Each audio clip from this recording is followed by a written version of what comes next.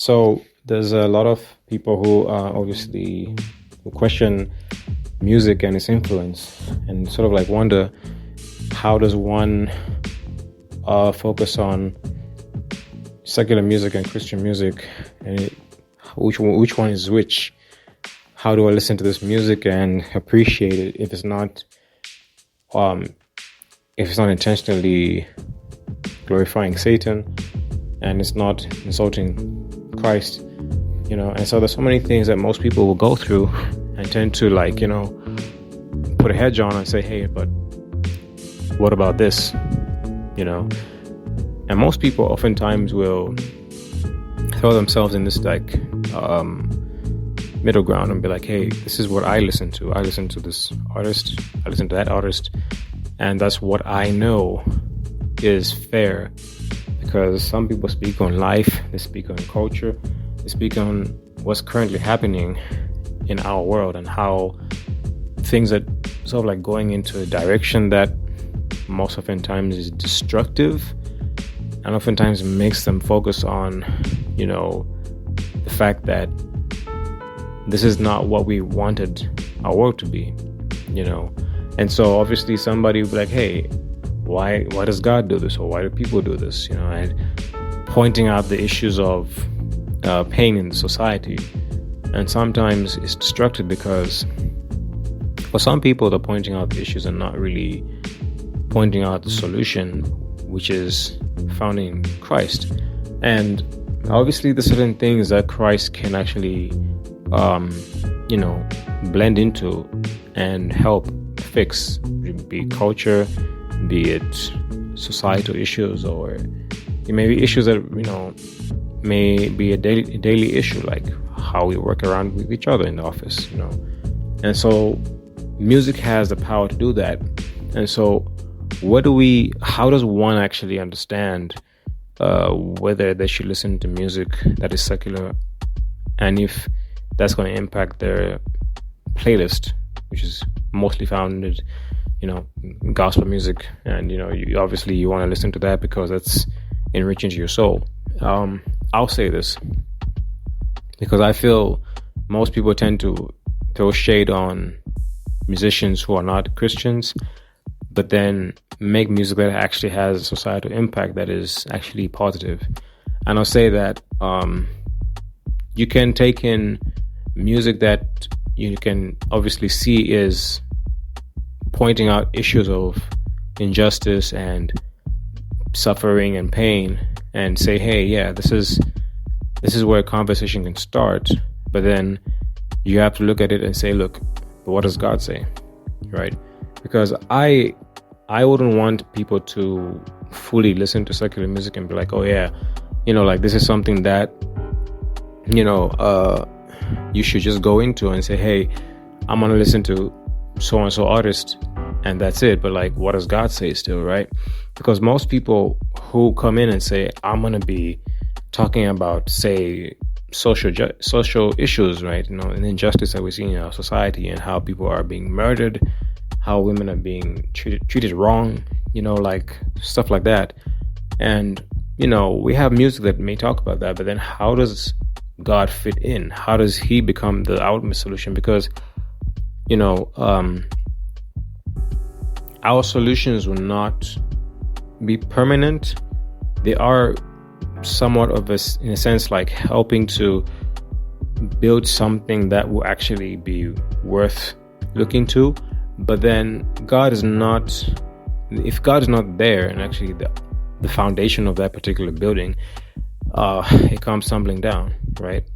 And so we have people who now go to the extent of saying, hey, I feel like God is not even the foundation for this because God doesn't speak, right? They'll say that, right? And so typical stories like the Tower of Babel, right? And they thought that, they didn't need God. And eventually God split them, right? Confused the languages, right? And just to humble them and say, look, they can never be above God. They can never actually have the power that he has. And so we as human beings, if we're metaphorically speaking trying to build a tower that sort of is, in a sense, a solution to our issues in society through music, we can build an empire that does not have God as the foundation of that influence in the music. And then we tend to wonder why there's no lasting solution through the music that we're listening to, right? But when you have Jesus in the conversation, who is permanent, who is the solution to everything that we face in life, he starts to work on our heart, right? And that's the reason why Christ came to die. He did not come to conquer the Roman Empire at the time, because obviously that's the empire that was there at the time. He was not, in a sense, trying to like say, hey, I'm gonna go there with my sword, I'm gonna slice up people's heads and say, this is me, I'm Christ, I'm the one who Isaiah prophesied about. I'm gonna cause bloodshed, right? No, he came and he was the one who was killed, right? And so,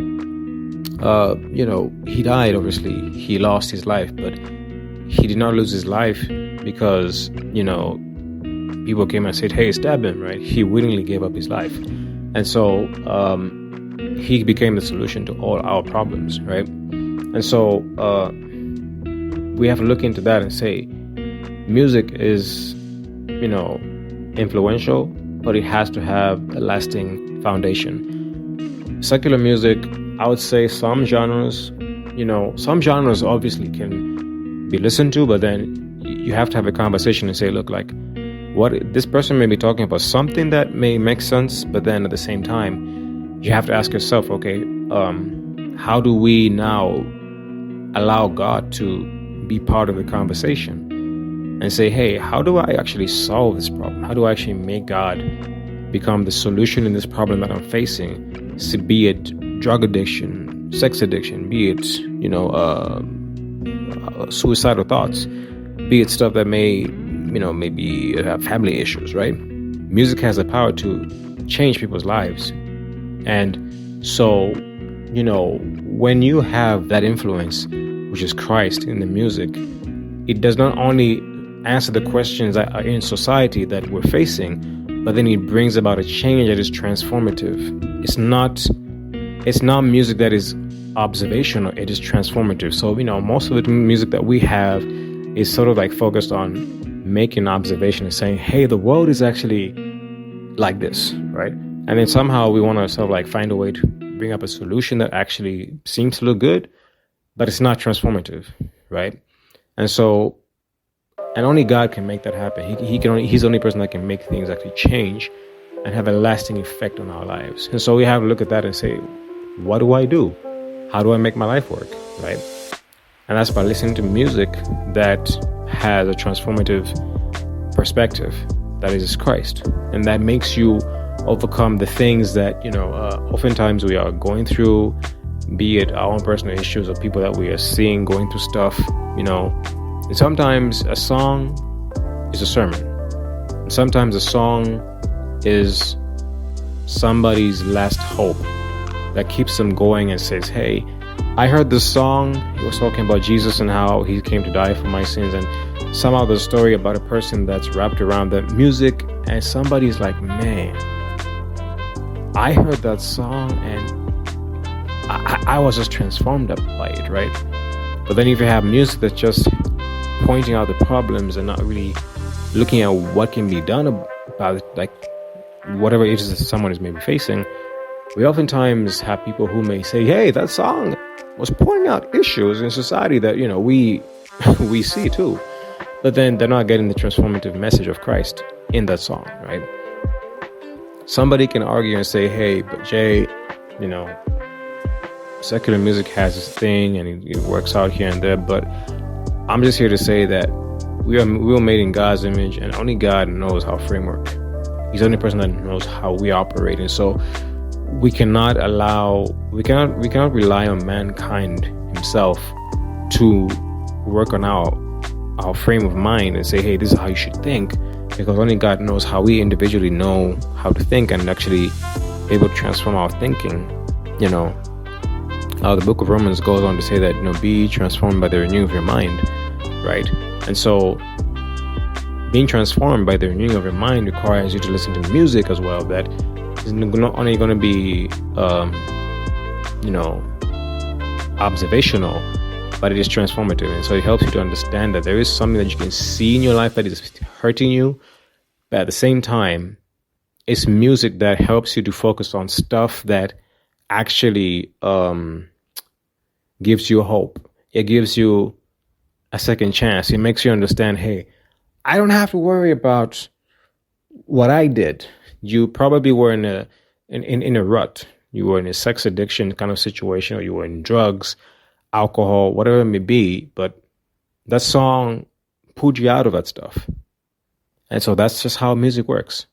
And now when I say music, I mean God-based music, Christian music, right? So at the end of the day, we have to know what we're listening to and how it influences us. Because if we allow music and any kind of music to be in our ears, it will actually influence our behavior, right? Your feelings are known by your behavior, right? And that's just what it is. So I hope this helps. I hope this helps somebody, and I hope you are blessed by this, and there'll be more coming soon. Peace.